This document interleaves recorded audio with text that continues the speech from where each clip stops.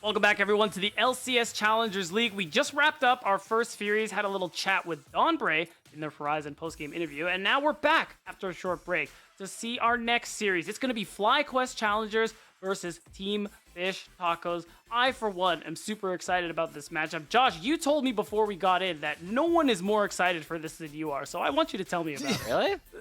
Oh, I just lied. I thought it was the caster's job to lie. He's things up. I know, like, you know, this is one that I expect to be a little bit more one-sided than what we just saw from Maryville and Wildcard. But to be fair, I was also expecting Wildcard was probably going to take that one fairly cleanly, and then it felt like both games were absolute bangers. So I'm hoping that Team Fish Taco can come out and showcase what it is that they can do up against FlyQuest Challengers. And we did see a great tweet coming out from FlyQuest earlier today with Saitama running from a minion.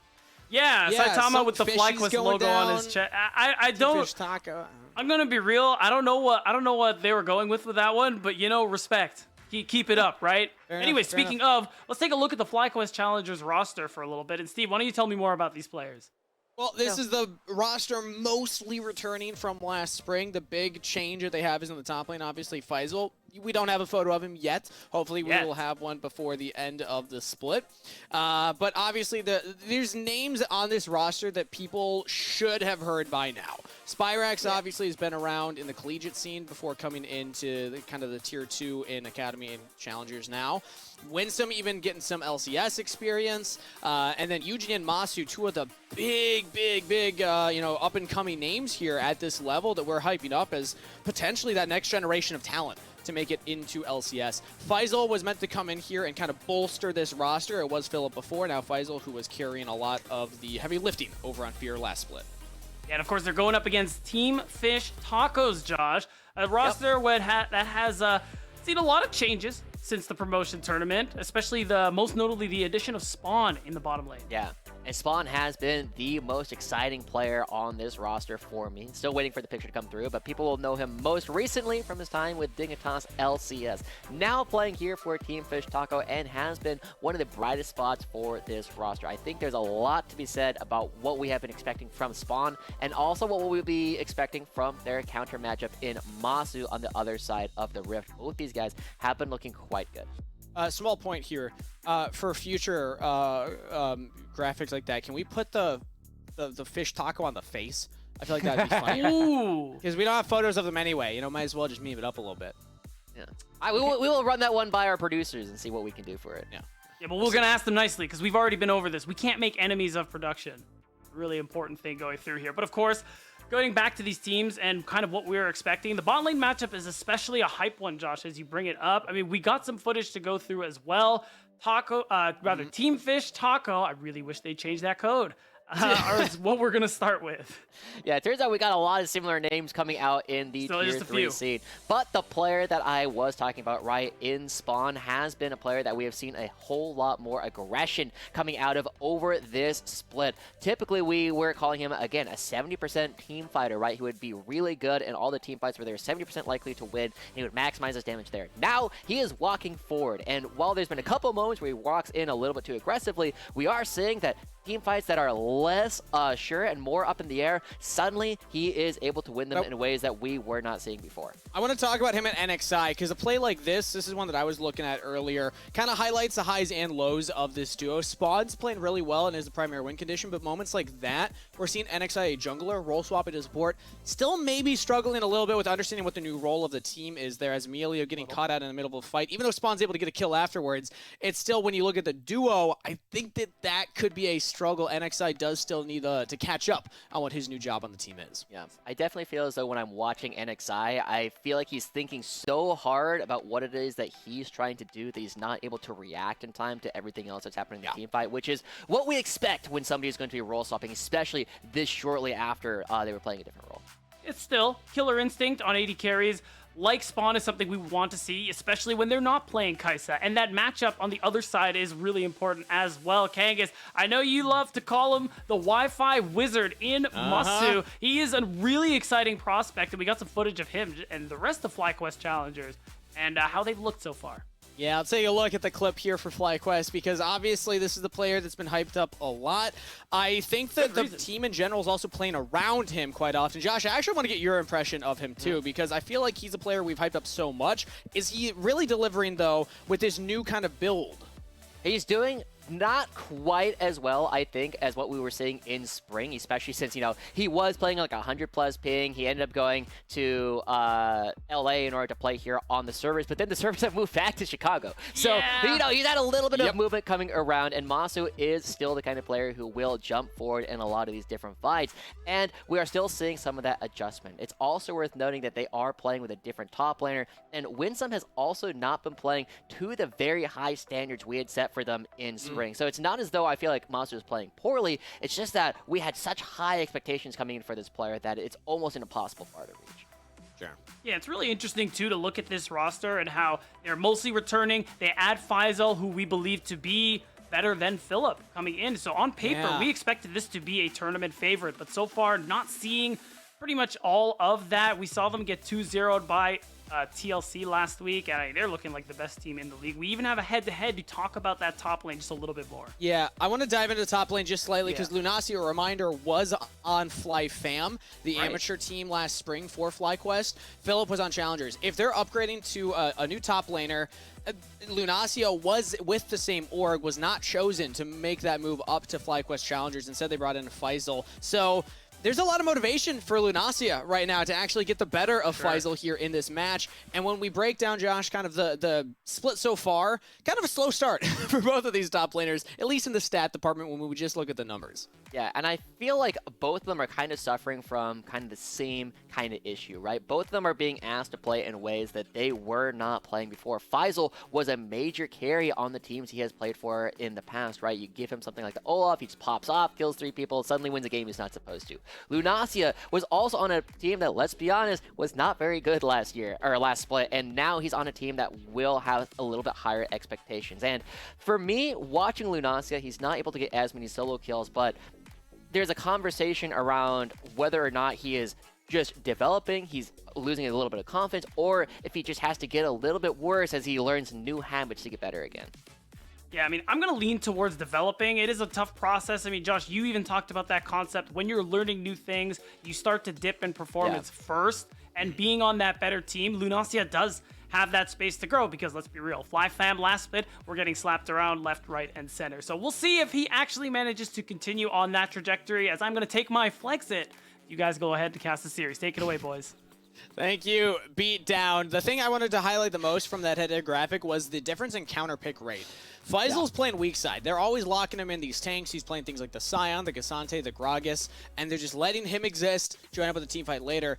Team Fish Taco is 71% counter pick rate for Lunacia. They're often trying to get him into a comfortable position, and he is still second place for top laners in solo kills, but he's also dying a lot. His KDA, especially in that isolated lane, I think players are realizing, oh, if we just send the jungler up there, Lunacia is going to be aggressive and try and trade, and we can try and punish that. So I want to see if FlyQuest have that same read, and if Faisal actually gets more resources put into him this time around, because if UG identifies that, oh, Lunacia will play aggressive, maybe they try and punish. Yeah, that's something that we often look at. I do want to identify a little bit more what we were talking about, right? The concept of a local maximum. This is actually something that comes from a Smash player named Wobbles, who was talking about this in general. If you imagine that there is a bunch of hills and valleys as, you know, different places where you can be better or worse at a game, once you find that local peak, in order to find a taller peak and get even better, you first have to go down the hill a little bit. And I'm pretty confident that is exactly where we find Lunacia. He has to come back off of his local maximum. He has to come down the hill before he can find a taller peak. But we already see Team Fish Taco, they are going to be starting things off with this Neeko, which we have not seen a lot. You were saying it was the must ban on this patch, and it will be going over almost definitely to Onat. So usually red side, if you ban the Amelia Yumi, Neeko is that third ban. They go for the LeBlanc instead. Onat does like that pick as well. So Team Fish Taco happy to grab the Neeko. The answer for FlyQuest Challengers is Zeri and the Vi. There's so many priority picks right now. I still don't like the idea of leaving Neeko up for blue side to first pick, but there's a lot of other things you can go for. And I think these two, I mean, the Vi can lock down the Neeko depending on the game state situation. So if your Vi is ulting Neeko, you have lost the fight. right? You are already in a position where, because NACL starts the ultimate and you do not have the opportunity to interrupt it, fight goes in, NACL's ultimate still goes off anyway and does a ton of damage. You are really picking this as a way to try and deal with everybody else on the team and saying, hey, NACL, you can only be in one place. I'm going to go hit someone else. Now we have Roadstar coming out with the Kindred, which can go for some duels against the Vi if they can dodge the Vault Breaker. And so it's actually a little bit surprising to me that Team Fish Taco is going for this combo. While it does have a lot of fairly consistent lockdown in the mid lane, it's not as consistent as something that we have seen in the past, right? It definitely feels as though Spyrex going onto the Ahri, one of his most played, is set up to absolutely dominate any fights that happen here in the mid.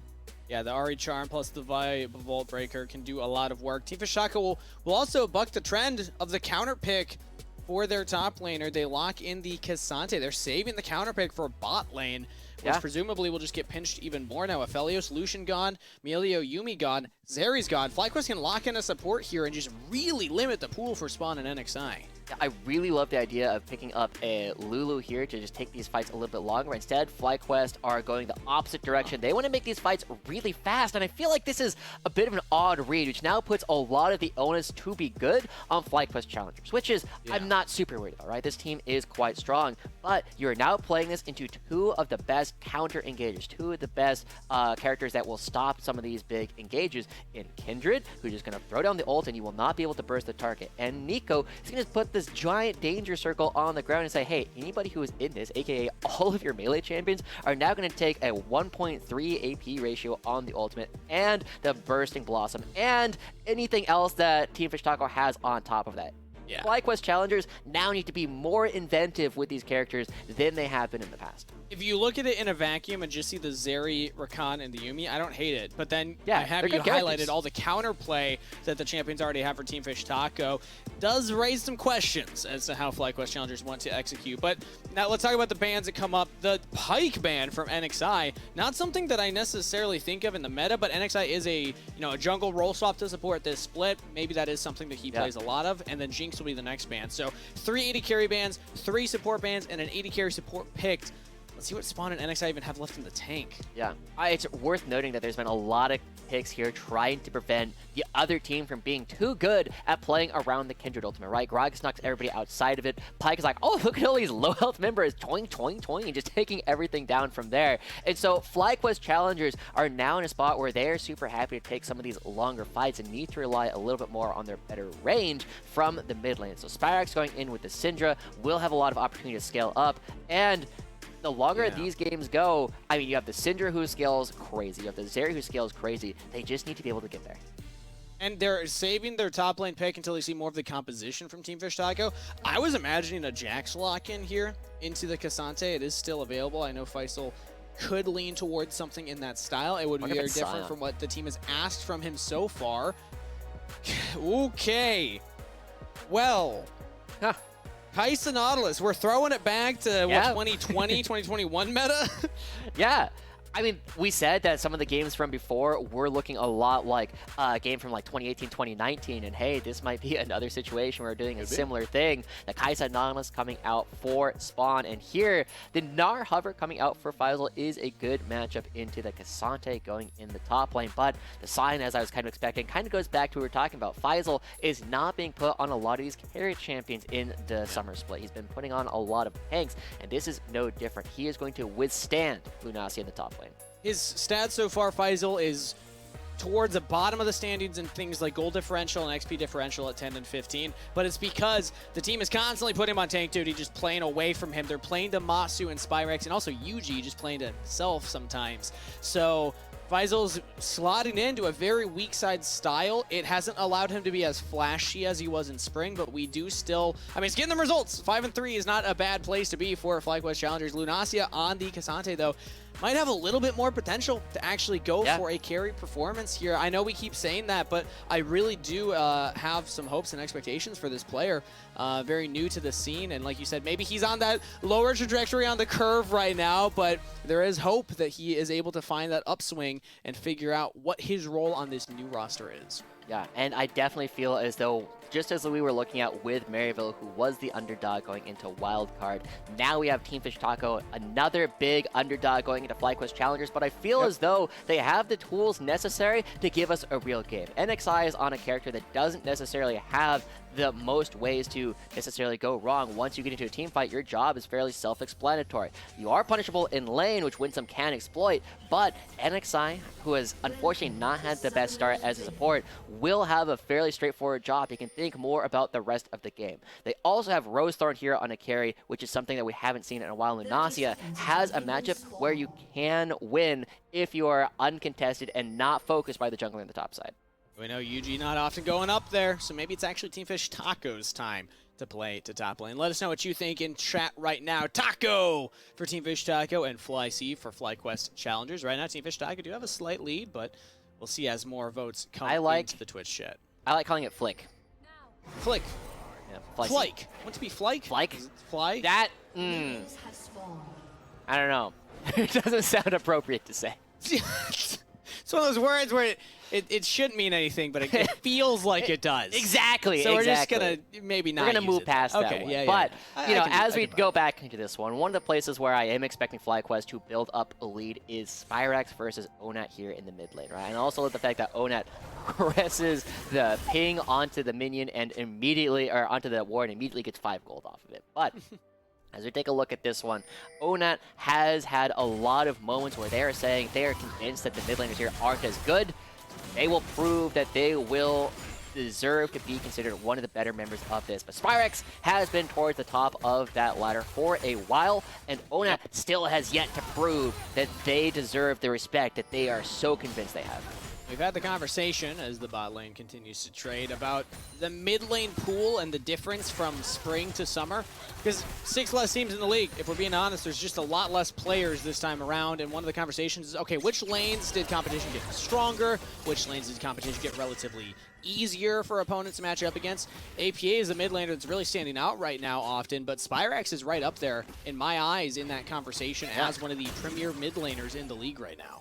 Both Maryville players too, right? Both of them had that opportunity here, but Spyrax, I know that he and APA actually have a lot of like 1v1s that they do. They'll be like, hey, I want to test this matchup. Hey, let's run it 15 times back to back and do all the different permutations of things you could do with different roots. So I know, having talked to them, that they just have a folder of ways to play every matchup. This one, I have to imagine they have run a bunch recently, but we'll get back to that as Rosethorn now pushing up is going to get spotted on a ward as UG comes around.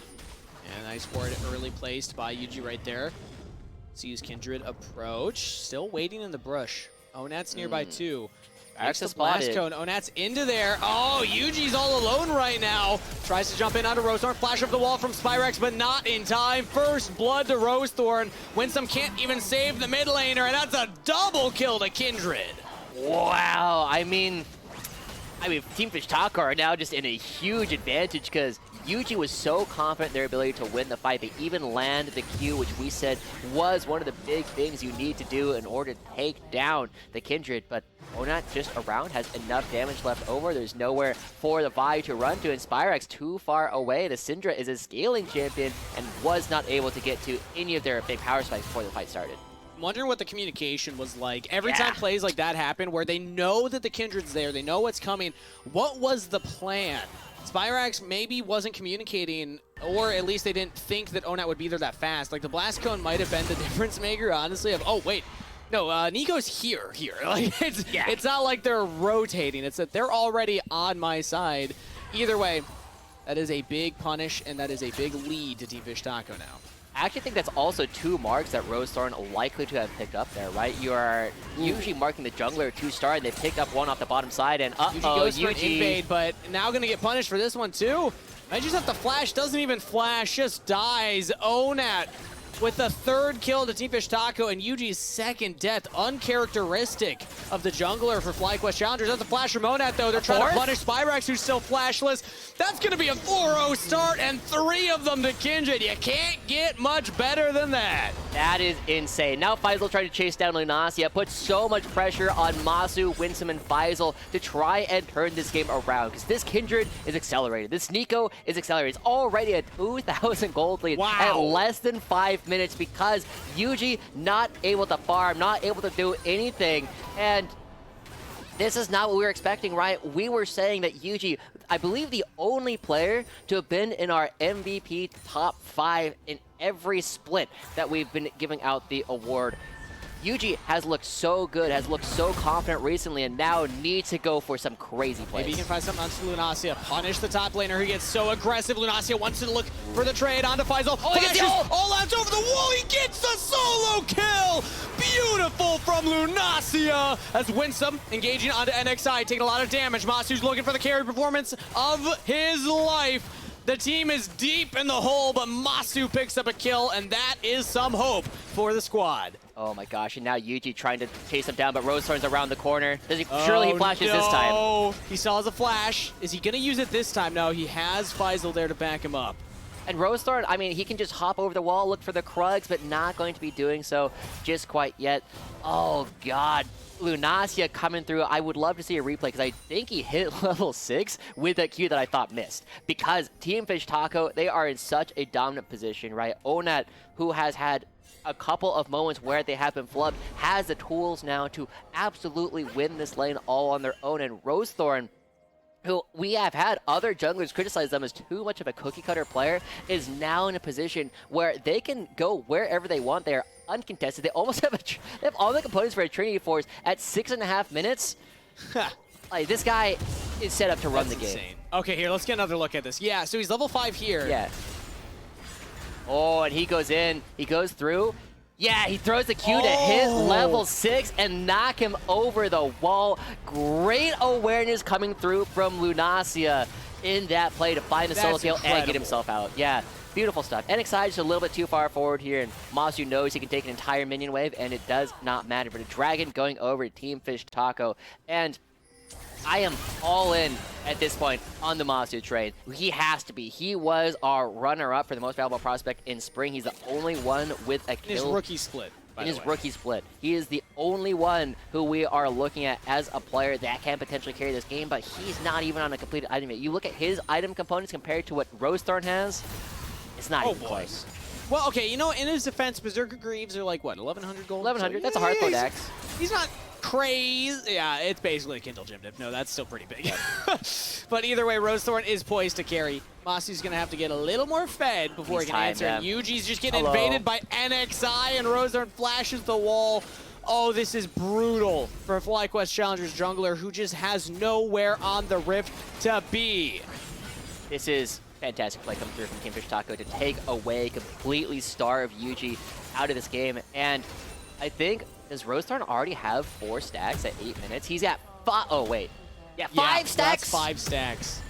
Right, like, talking about stacks is definitely not everything, but you get that 4 mark, you get that bonus range, you suddenly become way stronger, and from this point, everything is just gravy, right? Rosethorn, so strong. I don't think FlyQuest should be able to even walk in. Yeah, Winsome walks up to check out what's happening around the Herald, gets out to safety with the battle dance, but Team Fish Taco have everybody already set up for the fight. He's a ward. Go for it. Winsome might look for the engage, but Onat with the Pop Blossom locking down Spyrex as well. Just more kills gifted over to Team Fish Taco. This game's going from bad to worse as Masu just has to watch his team get slaughtered in the river. And Onat masquerading as a ward, finding multiple players. Masu need to find something big there. I'm ready to call this one, right? This is the kind of game where Rosethorn should be able to clean it up. Team Fish Taco with this much of a lead is going to struggle to not win this one. And so, let's take a look at what we've seen, right? Rosethorn and Onat going for something that we haven't seen quite as much from Rosethorn. When Rosethorn was having his best games on CLG Academy and Challengers, he was able to look for so many inventive early paths. Here, he does the same thing. He gets rewarded because FlyQuest Challengers tries to be a little bit too aggressive with the play around the blue buff, and everything else has just kind of been FlyQuest Challengers doing something to try and get anything back. But Yuji is down 30 farm at 9.5 minutes against a Kindred. This Vi is still level 5 at almost 10 minutes. He is not going to have an opportunity to play this game at all. Yeah, I mean, This is one of those ones where I know it's still a developmental league. There is a chance. You can never say never, right? But all of that is basically just us trying to do our absolute best, not give up hope. And FlyQuest Challengers, who are so far behind this early on in the game. Look at the gold differential. Masu is the only one up there. Literally, the one-man show for FlyQuest Challengers as he's getting engaged on bot lane right now. Has Yuji here. Ultimate's available. They decide to go in, keep Masu alive. Can they do it? Locks down. Spawn jumps in. Flash out from Masu, but he's popped by Rosethorn. Trinity Force completed. Gets a double kill and one to Spawn. Team Fish Taco get a 3 for 0. Disgusting. Absolutely disgusting. Rosethorn does not even need to use his ultimate. He is that confident they cannot kill him. Team Fish Taco running away with this one. But I want to go back to what we were talking about before, right? Rosethorn has been a player who has felt like they have been overlooked in several of their splits recently, right? We saw this player have such a great time on previous teams like Golden Guardians, and then when they were subbing in for CLG, they were replaced with Kevin. Rosethorn had a great start to that split as well, and Onat, okay, well, this is just rude. Yeah. So you're saying something about Rosethorn? Yeah, justice for Timmy, right? Justice for Rosethorn. This has to be a vindication for this player. As he starts walking in, he puts another mark onto Yuji, says, yeah, I think I can probably get him again. He's got a mark up at the Krugs, and this should be a concentrated effort from Team Fish Taco to try and find even more. Oh, never mind. The Krugs are already dead. You want to know a really fun fact, Joshi? I love fun facts. When did Team Fish Taco first become an org? 2021? 2019 in the fall. Okay. And as early as April 2020, Rosethorn was actually on Team Fish Taco. Then moved on to another amateur organization before making his way to Golden Guardians Academy, CLG Academy, back to Golden Guardians Academy, and then Challengers. And now here on Team Fish Taco, yet again, the org that he technically started his competitive career with and having an insane performance. The team overall 2-6 in the standings were heavy underdogs coming into this match, but they are not playing like underdogs. They are playing like they know exactly what they need to do, and they are punishing FlyQuest for being very overconfident in their own abilities. Yeah. Now, it is worth noting that Team Fish Taco are the ones who are still on a timer, right? It's a very easy timer from this position, but it is still a timer. If FlyQuest can get Spyrex and Masu to 3 items, if Spyrex can get enough Cinderplex to get the extra AP and to execute on the ultimate, they will do enough damage to win the game again. That's just looking at like 30 minutes, right? You have 18 minutes. Smithy sending your Venmo payment right now for hyping up the squad. Yep, they can still do it. It's still possible. Thank you. It's still possible, but that is the win condition. And I'll be honest, Steve, from this spot, I'm mostly just down to kind of just continue singing the praise of Onat, right, and Rosethorn, because these guys were players that were not necessarily having the greatest start to the split. There was a big question, is it hashtag O-Nation or hashtag No-Nation, and is absolutely Onat looking really good and pretending to have 3 Kindreds? That was a lot of Kindreds on Spyrex's screen right there, which is very terrifying. As he's still being hunted. Rosethorn has not given up the chase. Scatter the Weak pushes him back, but hey, that's fine. He'll just take the red buff instead. It's funny that you said I'm happy to just keep singing the praises of these players. I definitely thought you were going to say, I think it's the time of the game where we just start talking about what movies we've been watching or something, because like, we're basically just waiting for dragons to spawn and Taco to win the game. Yeah. It's a very tough one, right? And I think it has been a spot where we were kind of looking at this when we were expecting to spend a lot of time talking about Spawn versus Masu, and they're both in the game.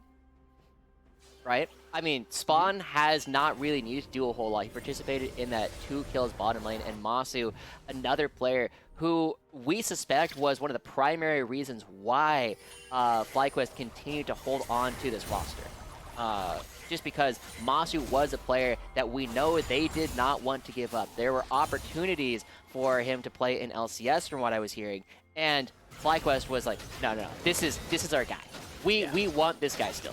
Interest in a player that early, no surprise based on how well he had played, but also a little bit of surprise based on, general scouting. But he is still somebody that you can build a roster around. And also I want to give shout-outs to players like Yuji, even Spyrex as well, who have had great performances. This is uncharacteristic, if we're being honest, and definitely not how we expected things to go, but that's a position they find themselves in. So I guess, you know what, we're going to see a new look from some of the players from FlyQuest Challengers. How do they play when they are giga behind in a game as they continually lose more objectives? The Herald will go down. At least Masu does get a turret. They are heavily playing to this side. Faisal's given up on the top lane. He's like, I'm out of there. All right, I'm just going to join up with the team. Engage onto spawn. Heal down. Flash available, but he's locked down under turret. UG will be traded. NXI might go down as well. How many can Masu pick up right here? Oh, he's pulled in by Lunacia.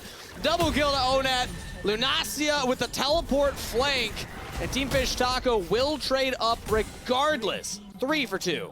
Yeah, not bad coming out from FlyQuest to try and get some gold. They did get the bottom lane turret, but it's being traded for more and more money here onto Rosethorn. They didn't even need the crash for the first turret, and that means Rosethorn can wail away on the second one. Gets the first turret all by themselves, and I love saying this is his 2 kills that Rosethorn picks up by grabbing this second structure. He is on 7 marks. That is the second range upgrade coming through. How much money is this guy sitting on? Because he has to have a second item completed after this bag, but we'll take a look at that after we take a look at this replay. Winsome sees, they know that they need to go for this big play. They look at spawn. They already brought the Silent down here to try and find money for Masu, and while they do get a couple of kills here, Ona is already around, kills everybody. Lunacia is able to take the 80 carry right underneath the turret.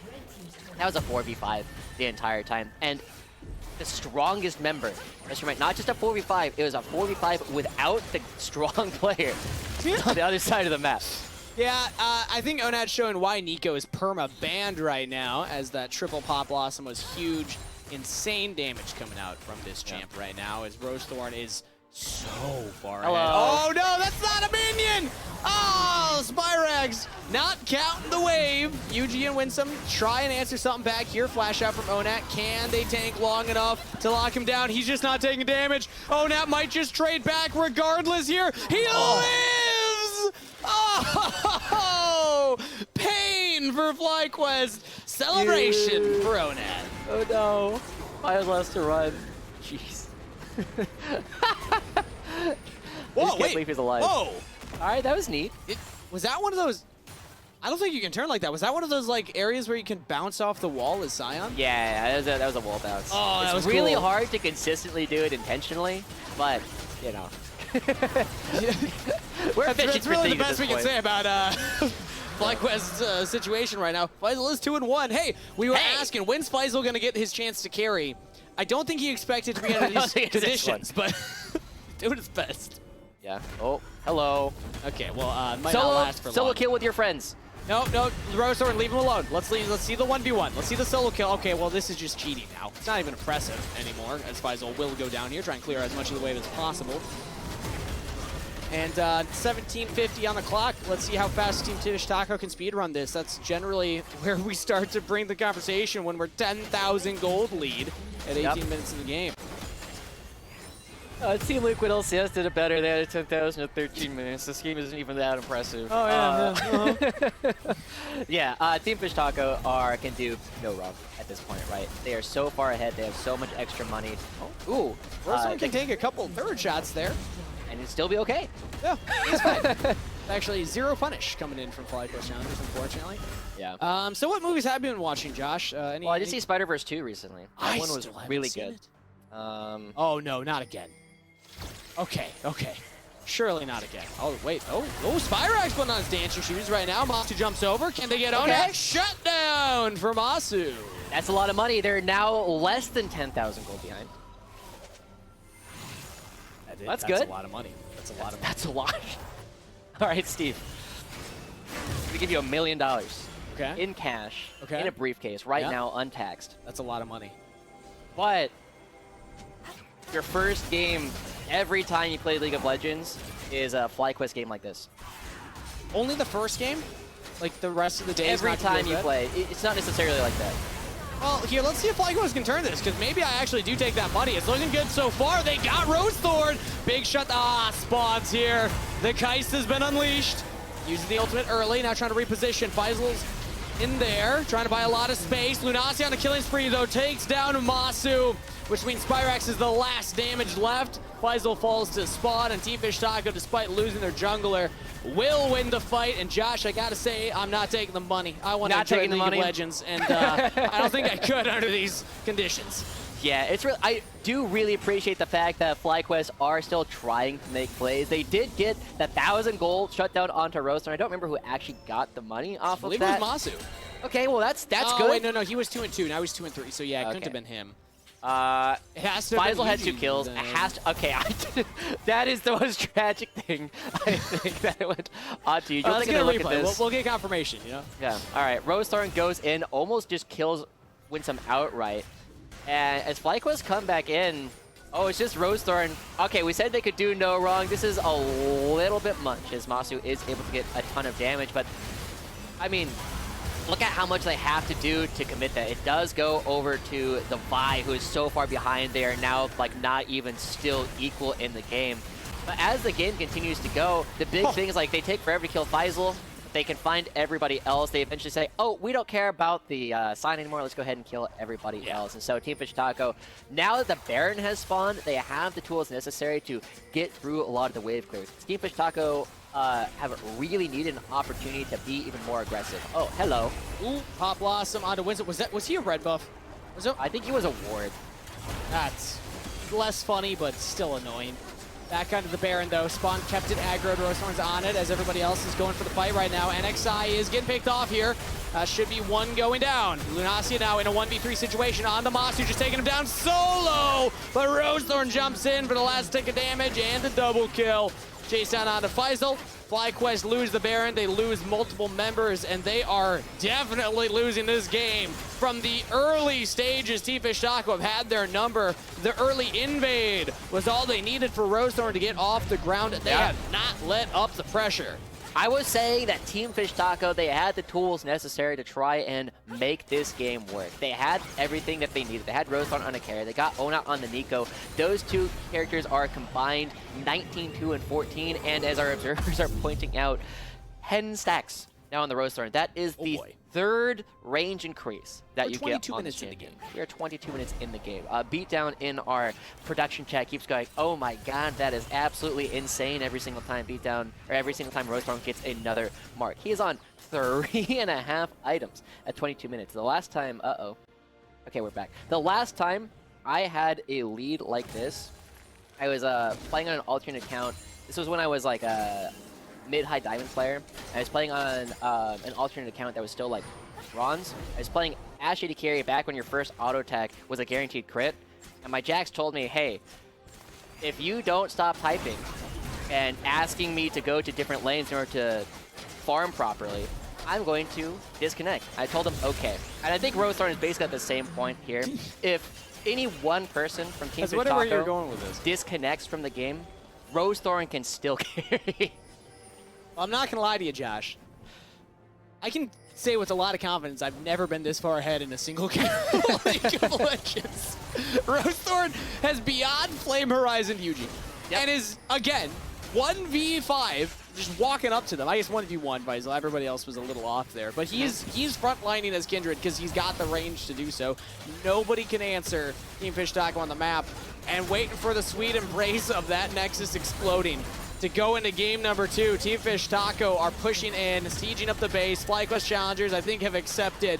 Yep, there's really no chance other than maybe some kind of crazy last stand here underneath our Nexus turrets. They've just lost their front line. They're losing everybody. And Team Fish Taco pull off the upset.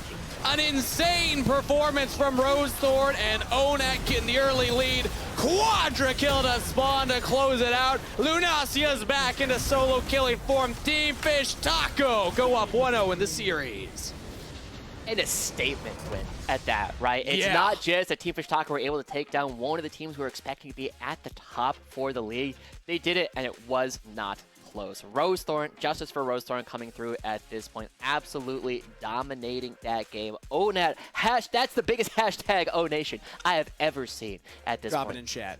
Drop it in chat. Let's see that. Everything else we got. Going into the day, I wrote this down because Josh said it for the first series. Wildcard versus Maryville, unlikely to be close. Pretty close, I would say. And then live on broadcast, we were just saying, this one's going to be the one that's probably not close, right? I think whoever Josh is rooting for is cursed right now. I would say I'm rooting for FlyQuest. I just think they're better. Yeah, fair enough. All right. Either way, Let's see what they have planned for game number 2. Hopefully not letting the early game get out of control so quickly, but we're going to send it to a short break while we bring Beatdown back in for our Rally Cry halftime show right after this.